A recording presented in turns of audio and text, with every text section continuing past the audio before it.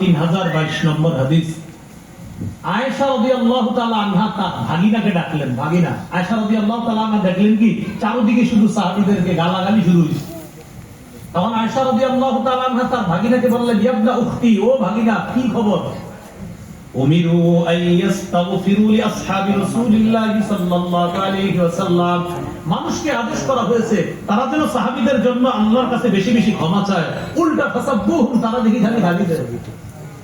মানুষকে, আমাকে, আপনাকে বলা হয়েছে আমরা যেন সাহাবীদের জন্য আল্লাহর কাছে খালি ক্ষমা প্রার্থনা করি। ওই যে আল্লাহ শিখিয়ে দিয়েছে না 28 নম্বর পারায়, রব্বানা ইগফির লানা ওয়া লিইখওয়ানিনা আল্লাযীনা সাবাকুনা বিল ঈমান ওয়া লা তাজআল ফী কুলুবিনা গিল্লান লিল্লাযীনা আমানু রব্বানা ইন্নাকা রাউফুর রহিম। আল্লাহ দোয়া শিখিয়ে দিয়েছে যে সাহাবীরা যারা ঈমানে আমাদের চেয়ে অগ্রগামী তাদের জন্য শুধু ক্ষমার দোয়া করব। তাদের ক্ষমা মানে তাদের মর্যাদা যেন আল্লাহ জান্নাতে খালি বাড়াইতে থাকে। আম্মা জান বলেন, কি হইল মানুষের? আল্লাহ বলছে, নবী বলছে তারা যেন সাহাবীদের জন্য ক্ষমা চায়, উল্টা তারা দেখি সাহাবীদেরকে গালি দেয়। দৃষ্টান্ত নাম্বার 7। আজকে জুমার নামাজ যারা পড়ছেন, আশা করি সবাই পড়ছেন, জুমার নামাজের দ্বিতীয় খুতবা প্রত্যেক জুমায় দেখবেন খতিব সাহেব পড়ে, আল্লাহ আল্লাহ ফি আসহাবি লা তাত্তাখিযুহুম গরাদাম মিন বা'দি। পড়েনি? ওয়ামান আহাব্বাহুম ফাবিহুব্বি আহাব্বাহুম ওয়ামান আবগাদাহুম ফাবিবুগদি আবগাদাহুম। এরপরে কিছু কইরা ওই যে ইন্নাল্লাহা ইয়ামুরু বিল আদল, সেটা বলে ফাসকুরুনি আযকুরকুম ওয়াশকুরুনি ওয়ালা তাকফুরুন, মানে আপনারা দৌড় দিয়ে এসে জামাতে যান। ফাসকুরুনি আযকুরকুম মানে কি? মানে খুতবা শেষ, জামাতের সময় হয়ে গেছে। এজন্য হুজুররা বুদ্ধি কইরা এই জিকিরের আয়াত অন্যান্য যেগুলো আছে এগুলো মাঝে মাঝে পড়বেন। ফাসকুরুনি একদিন, আরেক জুমায় আরেক জিকির সংক্রান্ত আয়াত, আরেক জুমা আরেকটা, যেন ওই যে যারা ধোঁকাবাজ বাইরে দাঁড়ায় থাকে জায়নামাজ দিয়ে খালি কথা কয়, খুতবা না শুই না, যারা অপেক্ষা থাকে ফাসকুরুনি কখন কইব আর দৌড় দিব, এগুলোরে বুঝাইবেন চান্দু ফাসকুরুনির অপেক্ষায় থাকলে হবে না।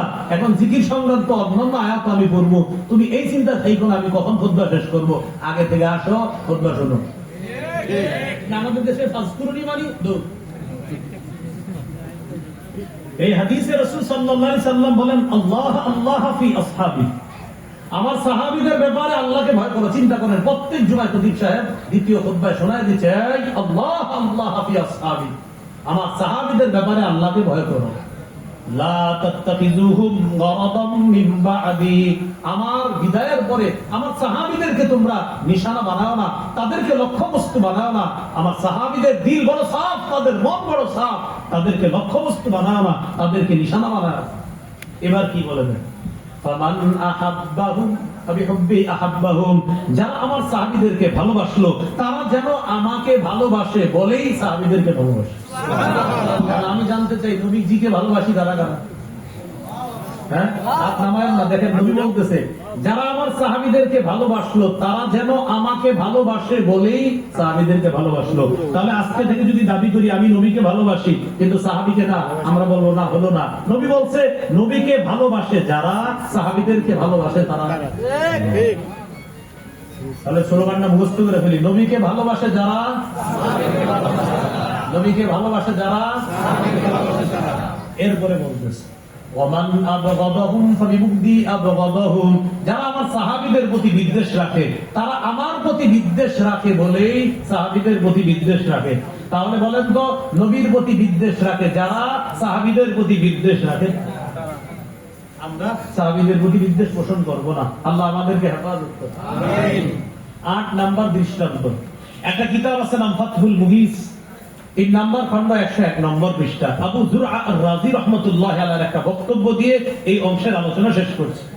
তিনি বলেন, ইদা রাআইতা রাজুলা ইয়ানতাকিসু আহাদাম মিন আসহাবিন নবী সাল্লাল্লাহু আলাইহি সাল্লাম ফা'লাম আন্নাহু জিন্দিক, তুমি যদি দেখো কোন ব্যক্তি নবীর সাহাবীর সমালোচনা করে, তার সম্মান খাটো করে, নবীর সাহাবীকে ছোট করে, নবীর সাহাবীর কোন নিন্দা করে, মুখের সামনে তুমি জেনে নিবা এই লোকটা জিন্দিক, এই জন্য নবীর সাহাবীর সমালোচনা করে।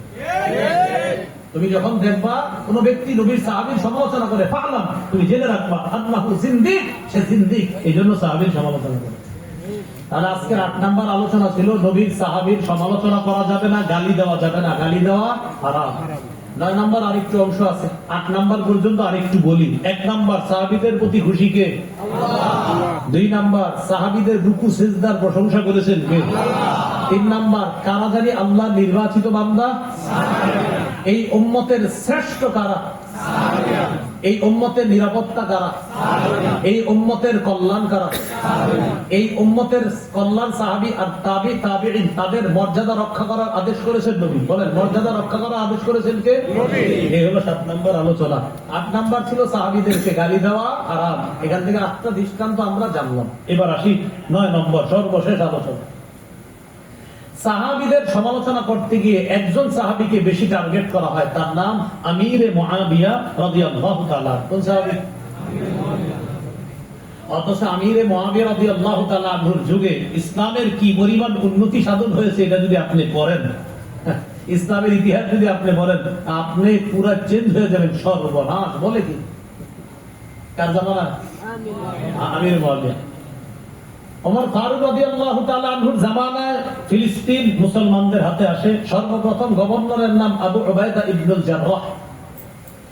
তিনি ইন্তেকাল করলেন, তারপরে আরেকজন গভর্নর হয়, তিনিও ইন্তেকাল করলেন, তারপর আরেকজন গভর্নর, তিনিও ইন্তেকাল করলেন। 19 হিজরিতে আমিরে মুআবিয়া সিরিয়ার গভর্নরের পুরো পদ পেয়ে যান। তিনি গভর্নরের পদ পাওয়ার পর পুরা সিরিয়া মুসলমানদের হাতে চলে আসে। এই আমিরে মুআবিয়া রাদিয়াল্লাহু তাআলা আনহু সম্পর্কে তিরমিজির 3842 নম্বর হাদিসের বর্ণনা। রাসূলুল্লাহ সাল্লাল্লাহু আলাইহি সাল্লাম বলেন, আল্লাহুম্মা জাআলহু হাদিয়াম মাহদিয়া ওয়াহদি বিহি। একটু বলেন আল্লাহ, আপনি তাকে হেদায়েতের পথে আহ্বানকারী বানান, তাকে পথপ্রাপ্ত বানান, তার মাধ্যমে অন্যদেরকে হেদায়েত দেন। বলেন এই দোয়াটি নবীজি মুআবিয়া রাদিয়াল্লাহু তাআলা আনহুর জন্য করছে। তার জন্য নবী এই দোয়া করছে। আপনি তাকে সমালোচনা করেন কিভাবে বলেন? আল্লাহুম্মা জাআলহু হাদিয়া, আল্লাহ আপনি তাকে সত্যের পথে আহ্বানকারী বানান। মাহদিয়া, আল্লাহ তাকেও আপনি সৎ পথপ্রাপ্ত বানান। ওয়াহদি বিহি, আল্লাহ তার মাধ্যমে অসংখ্য মানুষকে আপনি হেদায়েত দান করেন। সুবহানাল্লাহ। মুআবিয়া রাদিয়াল্লাহু তাআলা আনহুর পিতার নাম আবু সুফিয়ান। কি নাম? আবু সুফিয়ান। আবু সুফিয়ান রাদিয়াল্লাহু তাআলা সম্পর্কে নবীজির শ্বশুর। কোন মেয়ের বাবা? উম্মে হাবিবা রাদিয়াল্লাহু তাআলা আনহা। তার পিতা ছিলেন আবু সুফিয়ান রাদিয়াল্লাহু তাআলা। এই আবু সুফিয়ান রাদিয়াল্লাহু তাআলা আনহুর কন্যা উম্মে হাবিবা। সেই সূত্রে নবীর শ্বশুর আবু সুফিয়ান রাদিয়াল্লাহু তাআলা। আর আবু সুফিয়ান রাদিয়াল্লাহু তাআলা আনহু যদি নবীর শ্বশুর হয়, তো তার ছেলে মুআবিয়া রাদিয়াল্লাহু তাআলা নবীর কি হবে? শালক। কি হবে? শালক। নবীজির শালক মুআবিয়া রাদিয়াল্লাহু তাআলা আনহুকে আবু সুফিয়ান রাদিয়াল্লাহু তাআলা নবীর কাছে নিয়ে এসে বললেন, ওয়া মুআবিয়াতু তাজআলুহু কাতিবান বাইনা ইয়াদাইকা। নবীজিকে এসে বললেন, মুআবিয়াকে কি আপনার পার্সোনাল লেখক হিসেবে বানাতে পারেন? তাজআলুহু কাতিবান বাইনা ইয়াদাইক, আপনি কি তাকে লেখক হিসেবে রাখবেন? মুআবিয়া লিখতে পারে, তাকে লেখক হিসেবে রাখবেন? নবী বললেন, নাম, তাকে লেখক হিসেবে আমি রাখব। এখন প্রশ্ন হলো, হুজুর লেখক আর ওহীর লেখক দুইটা তো দুই জিনিস। এবার দেখি তিনি ওহী লিখতেন কিনা। এই জবাব এই জামানায় আলেমরা কি দিবে? অনেক আগেই উলামায়ে কেরাম জবাব দিয়ে গেছে। সুবহানাল্লাহ। অনেক বড় আলেম ইমাম শামসুদ্দিন যাহাবী রাহমাতুল্লাহি আলাইহি, তার বিখ্যাত কিতাব তারিখুল ইসলাম, এই কিতাবের 4 নম্বর খণ্ড 309 নম্বর পৃষ্ঠায় তিনি জবাব দিয়ে গেছে আমিরে মুআবিয়া ওহী লিখতেন কিনা। আব্দুল্লাহ ইবনে আব্বাস রাদিয়াল্লাহু তাআলা আনহুমার বর্ণনা, তিনি বলেন, কুনতু আলআবু, আমি খেলতেছিলাম। ফাদাআনি রাসূলুল্লাহ সাল্লাল্লাহু আলাইহি সাল্লাম, আমি খেলতেছিলাম, নবী আমারে ডাক দিয়েছে। ছোট মানুষ ছিলাম। আব্দুল্লাহ ইবনে আব্বাস তিনি বলেন, আমি ছোট ছিলাম, তো আমি খেলতেছি, নবী আমারে ডাক দিয়েছে, আব্দুল্লাহ দিয়ে আসো, উদউলি মুআবিয়া, আমাকে একটু মুআবিয়াকে ডেকে দাও তো, মুআবিয়াকে ডেকে আমার কাছে নিয়ে আসো। নবী আব্দুল্লাহ ইবনে আব্বাস রাদিয়াল্লাহু তাআলা আনহুমাকে বললেন, আব্দুল্লাহ একটু মুআবিয়াকে ডেকে নিয়ে আসো। এবার আব্দুল্লাহ ইবনে আব্বাস বলেন, জানো কেন ডাকাইছে? ওয়া কানা ইয়াকতুবুল ওয়াহইয়া, মুআবিয়া ওহী লিখতেন, তো এইজন্য নবী আমার মাধ্যমে মুআবিয়াকে ডাকায়া আনছেন নবীর প্রয়োজন পুরো করার জন্য। সুবহানাল্লাহ। কারণ মুআবিয়া কানা ইয়াকতুবুল ওয়াহইয়া, তিনি কি লিখতেন? ওহী লিখতেন। এবার বুখারীর একটা বর্ণনা শুনেন, 2924 নম্বর হাদিস, 2924 নম্বর হাদিস। এই হাদিসের মধ্যে কি বলছে দেখেন নবী, আউয়ালু জাইশিম মিন উম্মতি ইয়াযুনাল বাহরা ক্বাদ আওজাবু, আমার উম্মতের যেই দলটি সর্বপ্রথম নৌপথে যুদ্ধ করবে তারা জান্নাত ওয়াজিব করে দিয়েছে। বলেন, নৌপথে প্রথম যারা মুসলমান যুদ্ধ করছে তারা কি ওয়াজিব করে নেয়? আবার কি ওয়াজিব করে নেয়? জান্নাত। এই নৌপথের যুদ্ধের প্ল্যান করেছেন যিনি, যার সময় যুদ্ধ হয়েছে, যার নেতৃত্ব হয়েছে, যিনি এই যুদ্ধের সৈনিকদেরকে পাঠিয়েছেন, তিনি হলেন আমিরে মুআবিয়া রাদিয়াল্লাহু তাআলা, যাকে নবী জান্নাতি বলে গেলেন। আপনি কিভাবে তাকে সমালোচনার পাত্র বানান? বুখারীর 3762 নম্বর হাদিস, আব্দুল্লাহ ইবনে আব্বাস বলেন, শোনো, ইন্নাহু ফকিহ, মুআবিয়া একজন ফকিহ সাহাবী, মুআবিয়া একজন ফকিহ সাহাবী। যদিও এই হাদিস দিয়া অনেকে আবার একটা দলিল দিয়ে গ্রহণ করে অন্য কিছু বলে, তার একক একটা দলিল নেই এখান থেকে। যাই হোক, এই হাদিসে আব্দুল্লাহ ইবনে আব্বাস বলেন, ইন্নাহু ফকিহ, মুআবিয়া রাদিয়াল্লাহু তাআলা একজন ফকিহ সাহাবী, তিনি ইজতিহাদ করার যোগ্যতা রাখেন। তিনি ইজতিহাদ করে কোন আমল যদি করে, সেই আমল তোমরা, তার এই আমলটা তোমরা দেখা ভুল ধরতে যাবা না, কারণ তিনি একজন ফকিহ সাহাবী, তিনি ইজতিহাদ করার যোগ্যতা রাখে। আর ইজতিহাদ যে করতে পারে, তার যদি কাজটা সঠিক হয় ডাবল সওয়াব, সঠিক যদি না হয় অর্ধেক সওয়াব। সঠিক হইলে ডাবল, সঠিক না হইলে একটা সওয়াব হবে। ইন আসাবা ফালাহু আজরান ওয়া ইন আখতা ফালাহু আজরুন।